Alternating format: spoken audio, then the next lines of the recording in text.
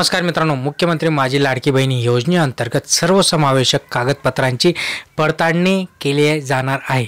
त्यातच एक भाग म्हणून राज्याच्या महिला आणि बालविकास मंत्रालयाच्या अधिकारी घरोघरी जाऊन कागदपत्रांची उलट तपासणी करणार आहेत। खरंच हे लाभार्थी त्यासाठी या योजनेसाठी पात्र आहेत का, किंवा लाभार्थ्यांनी प्रत्यक्ष जो काही पैसा घेतला आहे तो खरंच ते त्याच्यासाठी पात्र आहेत का, या सगळ्या गोष्टी एकदा चेक होणार आहेत। तुमच्याही घरी ते येऊ शकता आणि तुम्हाला त्याची काय काळजी घेणार, कारण की जे काही डुप्लिकेट लोक आहेत त्यांच्यावर FIR दाखल होणार आहे। त्यामुळे मग समजून घ्या नेमकं काय, शेवटपर्यंत बघा, नक्कीच तुम्हाला याच्यातनं काहीतरी मिळेल।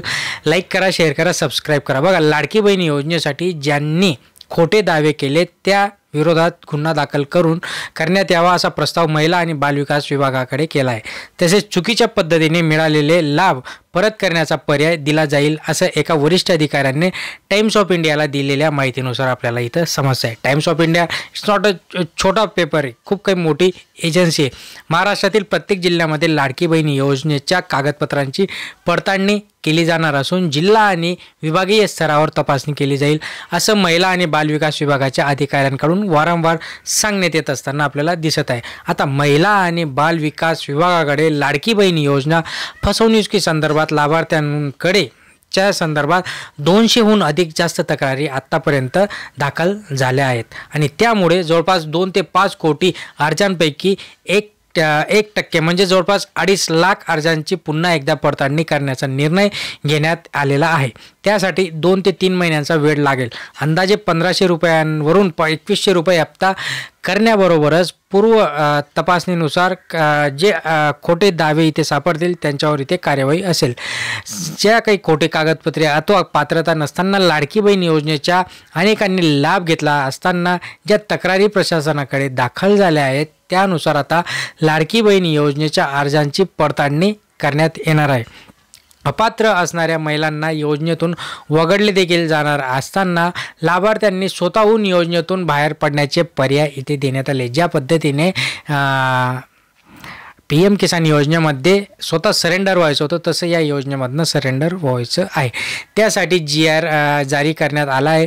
याआधीच महिला आणि बालविकास विभागाने खोट्या कागदपत्रांद्वारे लाभ घेणाऱ्यांना तक्रारी करण्याचे आवाहन देखील केले होते, जेणेकरून त्यांच्यावर कार्यवाही करण्यात येईल असं अधिकाऱ्यांनी सांगले। आता राज्यामध्ये सर्वाधिक लाभार्थी जर विचार केला तर याच्यामध्ये पुणे जिल्हा सगळ्यात अव्वल नंबरवर आहे आणि याच पुणे जिल्ह्यामध्ये एवढे काही लोक ना जॉब असताना देखील त्यांनी इथे लाडक्या बहीण योजनेचा लाभ घेतला। आता लाडक्या बहीण योजनेमध्ये जे काही सर्वाधिक पुण्यामध्ये जवळपास 20.8 लाख लाभार्थ्यांनी अर्ज भरले असताना दिसते। निवडणुकीआधी एकूण 21,11,946 अर्ज आले होते, त्यापैकी 20,84,364 अर्ज स्वीकारण्यात देखील आले होते। म्हणजे एवढे काही अर्ज आले आणि त्याच्यानंतर ते स्वीकारण्यात देखील आले।